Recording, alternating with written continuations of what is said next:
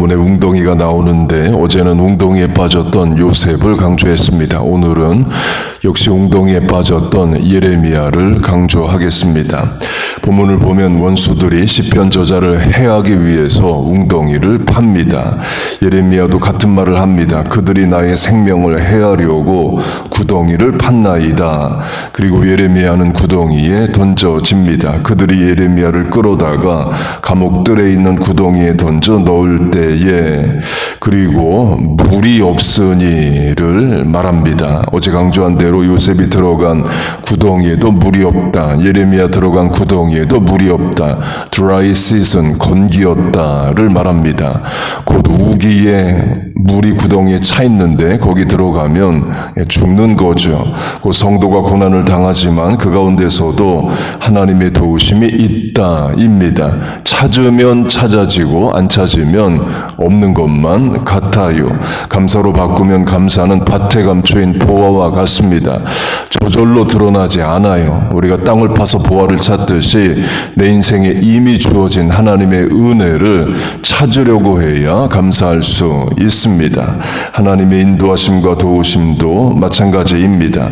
이미 주어져 있습니다. 고난 중에 어려움 중에도 함께 하십니다. 그런데 그걸 찾아야 찾아지고 깨달아야 감사하게 됩니다. 하나님의 은혜 도우심이 찾아지고 깨달아져서 감사하는 우리 되시길 축복합니다.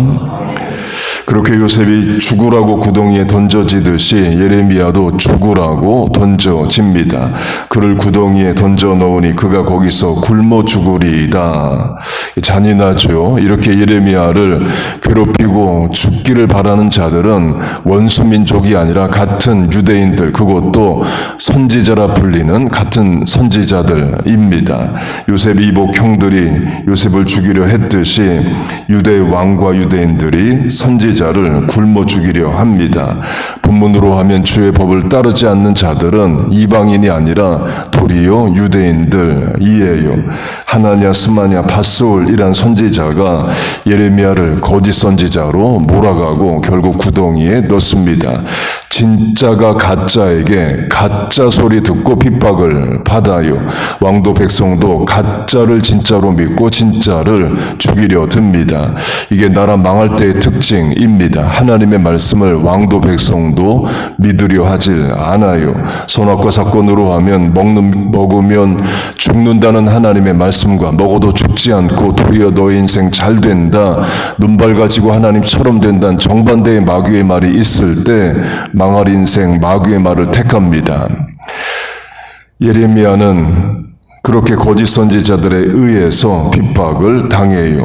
왕도 백성도 거짓 선지자의 말, 안 망한다는 말을 믿습니다. 그러나 예레미야는 하나님의 심판으로 바벨론에 의해 망한다를 외칩니다. 백성들은 안 망한다는 말을 믿어요. 요셉이 웅덩이에 들어갔지만 결국 웅덩이에서 나와 이집트로 가듯이 예레미야도 웅덩이에서 결국 나옵니다. 그러나 자유민은 되지 않고 나라가 망할 때까지 감옥의 뜰에 있게 돼요. 거기까지만 성경이 말합니다. 그 뒤에 어떻게 됐는지는 성경의 기록은 없습니다. 그런데 유대교는 전승들이 있습니다. 성경 밖에 기록들이 있는데 예레미야는 이집트에 가서 끌려가서 이집트에서 돌에 맞아 죽었다라고 전해집니다.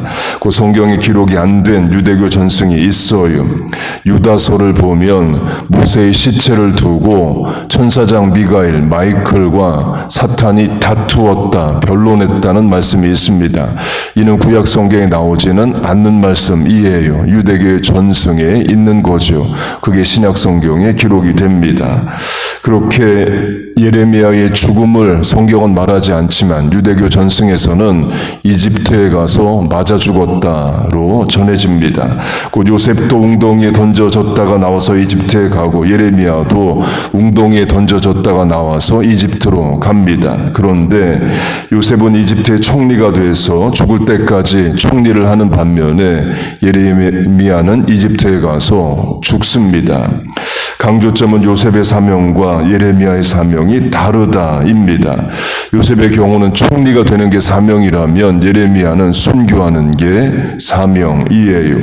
야고보와 베드로도 마찬가지입니다. 둘 다 같은 감옥에 시간차를 두고 들어갑니다. 헤롯 왕이 야고보를 죽이기 위해 감옥에 가두고 결국 칼로 죽입니다. 그 다음에 베드로도 죽이고자 감옥에 가둬요.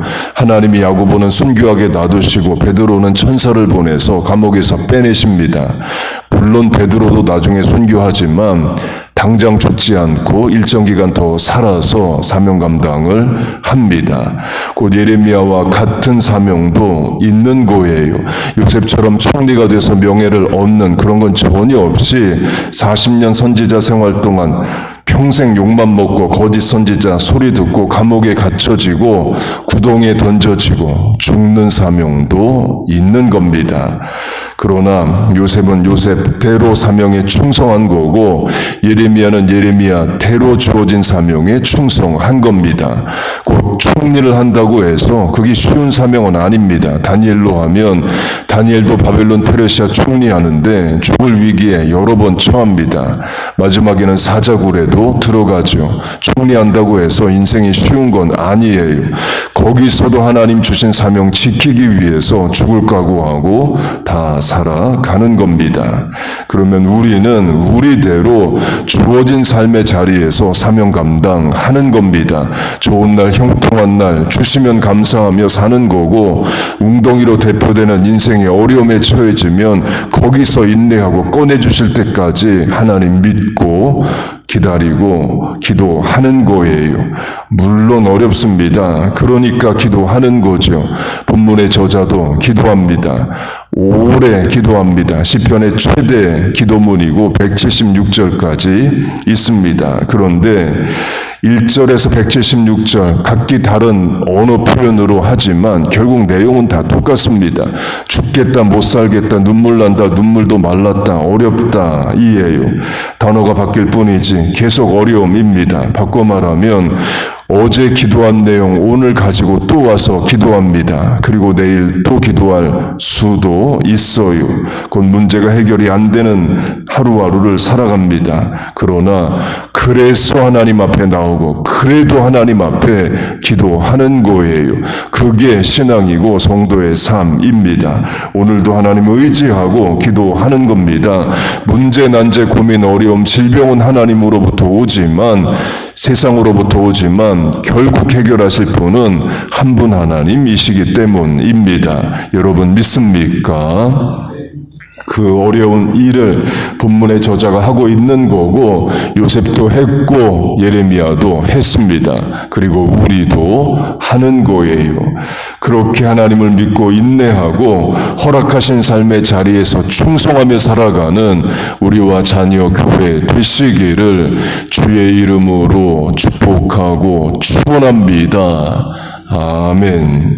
기도하겠습니다. 하나님 아버지, 오늘도 삶의 자리가 있습니다. 시간, 공간, 대인관계, 결정, 또 실전 행동에 하나님 은혜를 주시고 함께하여 주시옵소서. 웅덩이를 피하게 하시고 함정을 막아주시고 원수들의 악한 지혜를 간파하게 하여 주시옵소서. 또 어려움 가운데 있다면 인내하게 하시고 기도하게 하시고 화가 변하여 복이 되고 합력하여 선을 이루게 하여 주시옵소서. 하나님만이 하실 수 있는 일들을 행하여 주옵소서. 이 아침에 간구하는 기도에 하나님 응답하시고 도우실 줄로 믿습니다. 예수님의 이름으로 기도하옵나이다. 아멘.